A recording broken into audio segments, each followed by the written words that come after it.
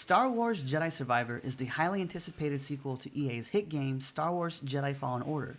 The games follow a small cast of rebels led by Jedi Cal Kestis in the time before Star Wars A New Hope. There are many tie-ins between the games and the movies and TV shows. It's actually quite interesting to be a part of the struggle between the Rebellion and the Galactic Empire. If anything, the games enrich and expand upon our understanding of the conflict we were first exposed to in A New Hope.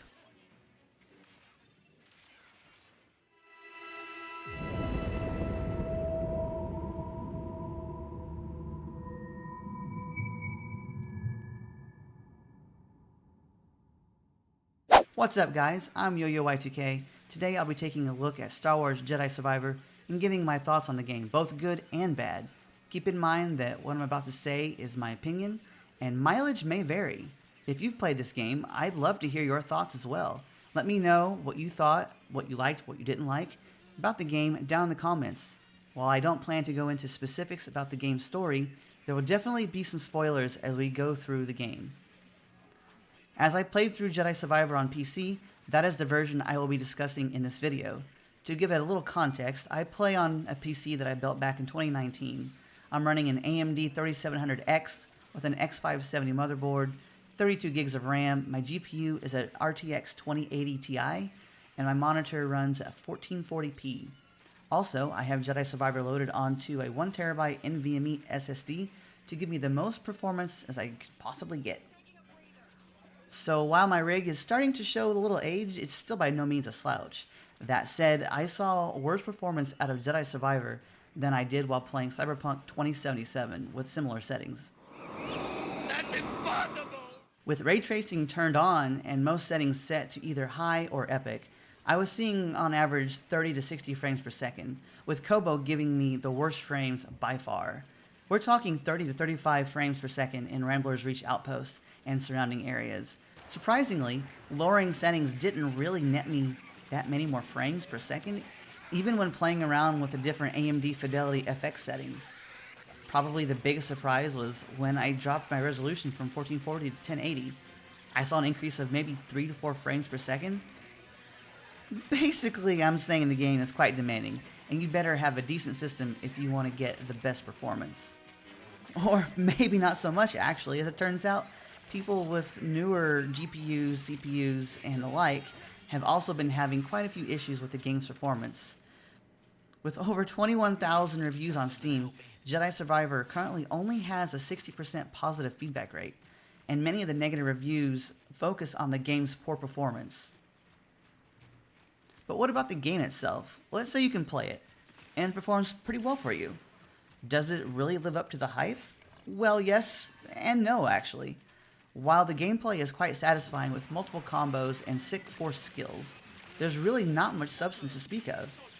I currently have over 60 hours of gameplay, but the story could have easily been finished in half that time. I purposefully dragged out the story by running around the maps, looking for hidden cosmetic upgrades, treasures, and skill enhancements. Honestly, the briefness of the main story is my biggest complaint about the game. What's there is compelling and well written, but it ended far too soon. It was much like watching an episode of The Mandalorian and seeing the episode only had a runtime of 28 minutes. In many ways, it left you feeling dissatisfied and unquenched. Brevity aside, the game is quite fun. The combat mechanics are complex enough to be satisfying, but not so overly complicated as to burden the experience. Let's be honest, it feels awesome to parry an incoming attack and retaliate with a devastating finisher. Watching the camera spin around your enemy as you dismember them with your lightsaber is chef's kiss. The choreography also looks incredible and easily convinced me that yes, I am indeed playing as a badass Jedi Knight. The ability to choose different lightsaber styles certainly added to the game's complexity and was a much welcome addition. As you progress through the story, you unlock different stances or styles, which you can switch between. You can have 2 active styles at any given time, switching back and forth between them as often as you like. There are 5 different styles altogether, which can be swapped out at workbenches or meditation points. I'm mostly stuck with single-bladed, blaster form, and my favorite, double-bladed. Each style has its own strengths and weaknesses, adding another level of strategy and customization to the game. So speaking of customization, Customization is definitely one of my favorite features of the game. Whether it's customizing your main character Cal, customizing your weapons, or BD1, there are a ton of options to choose from. You just gotta go find them first. I really liked mixing and matching the different styles to achieve an aesthetic which appealed to me. I delayed the main story so I could sidetrack around the maps, looking for unopened chests just to unlock new cosmetics to add to my customization options. And speaking of maps, there aren't many, which isn't any different from Jedi Fallen Order, but the maps which are in the game are highly detailed in their colors, textures, flora, and fauna, not to mention how interesting they are. They are often challenging to traverse, with different paths being available at any given time, or even paths you have to come back to later in the game after you've progressed further. Honestly, if you're like me, you try to identify which way you think the game wants you to go, and then you go in the opposite direction just so you can explore, looking for hidden items, looking for hidden paths, looking for treasures, that kind of thing. Elements like this definitely add to a game's engrossment and depth. Exploration is a huge part of the game, and a huge part of the series in general, and the maps are definitely one of the game's biggest assets. Another big asset for the game are the puzzles. Puzzles are another major component of this series, and I thought the puzzles in Jedi Survivor were excellent. Many were sufficiently challenging while not going too far into the realm of frustration. The meditation chambers on Kobo were a delight and put a smile on my face every time I came across one. The paths on Jeddah were also great fun and offered what felt like a different type of challenge than Kobo's meditation chambers. The puzzle variety helped the game not become stale, as I was problem solving differently depending on where I was. And honestly, I thought the most challenging aspect of the game were the forced tears. In fact, after a while, whenever I came upon a forced tear, I would audibly sigh and put my head down. But then I would enter the tear and keep attempting the challenge until I succeeded. Except for the zipline challenge. I mean, come on, seriously, screw that noise.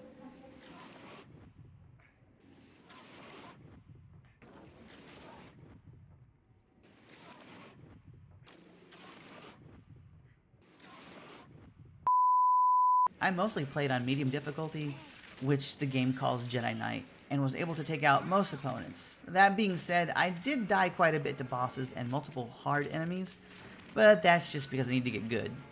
I did try playing on story mode and Padawan a few times, but those were too easy and took away any real combat challenge. I considered playing on harder difficulties like Jedi Master, but seeing as I can barely beat some of the bosses on Jedi Knight, I decided to not do that because I don't want to hate myself or the game. Maybe I will in the future, once I get good, of course. Another cool feature of Jedi Survivor, which is new to this game, was the addition of the Hangout Pyloon Saloon. It was super cool to find different NPCs throughout the game who could be recruited to the saloon. You could then go back to the saloon and talk to them. Honestly, some of their conversations were actually pretty interesting and provided further insight into the game's lore. The saloon also offered a couple different shops where you could exchange different currencies for things like cosmetics, perks, and upgrades. There's even a fish tank in the saloon that you can fill with different fish from around the galaxy. And also Scuba Stev. Scuba Stev is easily one of my favorite new characters in this game. Man, his stories are pretty dang funny. There's also a fun strategy game called Holotactics, which allows you to pit any enemies you've scanned in the game against opponents or NPCs that you have found and recruited to Pyloon Saloon. The game is definitely fun and can be challenging when trying to counter your opponent's troops while retaining a few extra battle points to carry over to the next round. Shout out to the Raider Veteran as being one of my favorite low-cost, high-performance troops. And then while you're doing all of this, you can even change up the tunes in the saloon once you've recruited the traveling DJs. Frankly, the soundtracks you can choose from are pretty dope and add to the ambience and immersion of the saloon. On the roof of the saloon is a garden you can fill with seeds and plants you've collected from your journey. While I haven't really taken the time to explore the gardening aspect of the game, I appreciate the added element which expanded upon a similar feature in Fallen Order where you could collect different plants and put them on the mantis. Jedi Survivor also has a really fun photo mode, which if you haven't already tried it out, you definitely should. It's so much fun to go around the maps exploring, and then when you do find some place that is beautiful or you get a great view, it's so cool to pause the game, jump into photo mode, and then get that perfect shot. You can zoom in, zoom out, you can add different filters, you can change the color, you can add spotlights, you can even add stamps like the Jedi Survivor logo. And then when you find the perfect angle, you find the perfect view, you just go ahead and snap the screenshot. It's also fun to not only take pictures of views or scenery, but you can also pause the game while you're in combat. Say you're doing a really cool finishing move where you're cutting a droid in half or you're stabbing an enemy in the face. You can pause the game, jump into the photo mode, and then take that screenshot. You can go ahead, you can spin the camera around, you can get that perfect angle. Photo mode, all in all, is a lot of fun, and I really enjoyed playing around with photo mode. And now, after discussing several fantastic facets and features, we gotta mention the biggest problem with Jedi Survivor, and that's EA. Why is it that to play my single player game, I have to be connected to the EA network? And what if the EA network is down? That actually happened to me several times while I was trying to play. I kept thinking it was just my internet connection, but after checking the forums and doing a quick Google, I realized that, I guess everyone's having this issue right now. Strange. Honestly, it's a major inconvenience to be tied down and held hostage by a publisher and their launcher/server. There were even multiple occasions where the servers appeared to be operational, but my launcher wouldn't let me sign in for some unknown reason. I just restarted my computer and kept trying, and eventually I was able to log in. Why I couldn't log in the first place beats me, no idea, never figured it out. I guess EA is just so desperate for our user data that they're willing to sacrifice their games in order to get that information. So with all of that, would I recommend Jedi Survivor to a friend? Well, yes, and also no. At the current price, I don't feel like the game is worth it.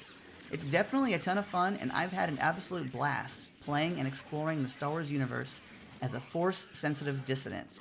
But I don't feel like there's enough substance to warrant the $70 price tag. I understand that a lot of time and effort went into the development of this game, but I think you're better off waiting until the price drops a little bit before you pick this game up. At the end of the day, what would I rate Jedi Survivor? Honestly, I think I would give it a solid 8.5 out of 10. The short story, poor performance, and annoying EA accessibility are minor inconveniences which didn't break the game or deter me from playing. I have been absolutely addicted to the game and was incredibly disappointed when I finally did finish the story. But I guess in a way that could be considered a positive. It means that I was disappointed because I enjoyed the game so much I didn't want it to end. And that's it, guys. There's my review for Star Wars Jedi Survivor. What did you think? Do you agree or disagree with what I said? Did I miss anything? Let me know down in the comments. I look forward to reading your replies and hearing what you have to say about the game. Thank you so much for watching. I hope you guys have a great rest of your day. I will see you all in the next video.